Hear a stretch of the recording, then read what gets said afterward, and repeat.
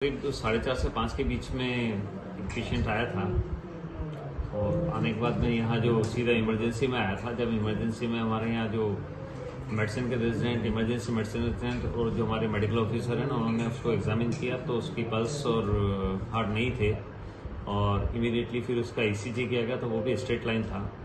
तो वहाँ जो भी दोनों तीनों अपने मेडिसिन के और इमरजेंसी मेडिसिन के डॉक्टर्स थे, उन्होंने उसको पूरा एग्जामिन करने के बाद पाया कि ये ब्रॉड डेड पेशेंट है। उसकी ईसीजी की गई, ईसीजी में स्ट्रेट लाइन थी। तो ऐसे पेशेंट को फिर जब ब्रॉड डेड डिक्लेयर कर दिया था तो उसके बाद उन्होंने इसको मोर्चरी में शिफ्ट करा। सर रेफर किया गया था तो उस वक्त क्या लिखा हुआ था रेफर नोट पे, और क्या वहां पे पोस्टमार्टम भी हुआ था? देखिए वहाँ की क्या स्थिति है मुझे भी अखबार से ही मालूम पड़ा है। तो वहाँ अखबार में जैसे बताया वो पोस्टमार्टम तो उसका हुआ बता रहे हैं। अपने पास उन्होंने वहाँ से जो मैंने मालूम किया है तो वहाँ काफ़ी सीरियस कंडीशन में यहाँ शिफ्ट किया था। जो ब्लड प्रेशर की और उसकी काफ़ी हैवी ड्रग्स के ऊपर उनका इन्फ्यूजन चालू करके यहाँ शिफ्ट किया था। तो इतना सिक पेशेंट था तो रास्ते में आते आते उसको अरेस्ट हो गया और उसकी डेथ हो गई। जब यहाँ पहुंचा तो वो कंप्लीट उसका हार्ट बिल्कुल काम नहीं कर रहा था, ईसीजी किया तो स्ट्रेट लाइन था। तो उसको ब्रॉड डेड डिक्लेयर करके और फिर यहाँ से पोस्टमार्टम के लिए मोर्चरी में शिफ्ट कर दिया था। और अभी एक मेडिकल बोर्ड द्वारा जब भी वहाँ की पुलिस झुंझुनू से और अपने यहाँ से एडमिनिस्ट्रेशन से आएंगे तो एक मेडिकल बोर्ड के द्वारा उसका पोस्टमार्टम किया जाएगा। उसका जो भी रिपोर्ट है वो क्या सर आपका मेडिकल साइंस इस बात को मानता है सर कि एक आदमी जिसका पोस्टमार्टम कर दिया गया वहाँ पर उसमें विश्राम और सब निकाले जाते हैं, उसके बाद उसको डीप फ्रीजर में रखा जाता है, उसके बाद वो जिंदा हो जाता है, 2.5 घंटे तक डीप फ्रीजर में रखा जाता है सर? देखिए दो अलग अलग बातें हैं। अगर पोस्टमार्टम किसी का हो जाता तो उसके बाद में जिंदा होने की कोई गुंजाइश नहीं होती।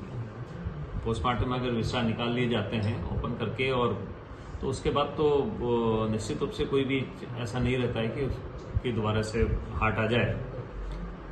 लेकिन हाँ कुछ केसेस ऐसे हैं, अगर जैसे कई बार यंग पेशेंट होता है और कार्डियक अरेस्ट उसको हो जाता है, कोशिश करते हैं कि उसको सीपीआर द्वारा तो रिवाइव करने की कोशिश करते हैं, कई बार वो रिवाइव नहीं होता है और ऐसी कंडीशंस में उसको अपन डीप फ्रीजर में रख देते हैं। तो आजकल एक ये हाइपोथर्मिया करके जो ब्रेन डेड जिनका हार्ट अरेस्ट हो जाता है और ब्रेन डेड हो जाता है, तो हाइपोथर्मिया एक ऑफिशियल इनका ट्रीटमेंट होता है। तो बहुत रेयर केसेस में कई बार ऐसा होता है कि हार्ट वापस आ जाता है। सर क्या निश्चित रूप से पोस्टमार्टम होने के बाद में ऐसी कोई क्या रोहिदास के किसी परिजन ने आपसे संपर्क करने की कोशिश की या मोर्चरी में संपर्क करने की कोशिश की? नहीं, जहाँ तक मेरे को जानकारी है ये मूक और बधिर पेशेंट था और वहाँ एक जो अनाथालय या इनका जो केयर हाउस चलता है वहाँ पर ये रहता था। वहाँ पर भी शायद ये ज़्यादा लंबे समय नहीं था, कुछ थी और इसको इमरजेंसी में ही वहाँ झुंझुनू अस्पताल में ले गए थे। वहाँ डॉक्टर्स ने देखा होगा उस समय इसकी हार्ट नहीं चल रही थी। शायद ईसीजी भी जो पेपर में आया ईसीजी की होगी स्ट्रेट लाइन थी। उसके बाद में उसको शायद डीप फ्रीजर में रखा था और बाद में जब जिस संस्थान में वो रह रहा था वहाँ से जब वो फ्यूनरल के लिए ले गए तो वहाँ एक्टिविटीज़ आई। उसके बाद से वापस से अस्पताल में लाए थे और ब्लड प्रेशर वो काफ़ी लो था तो उन्होंने दवाइयाँ चालू करके और जयपुर रेफर कर दिया था।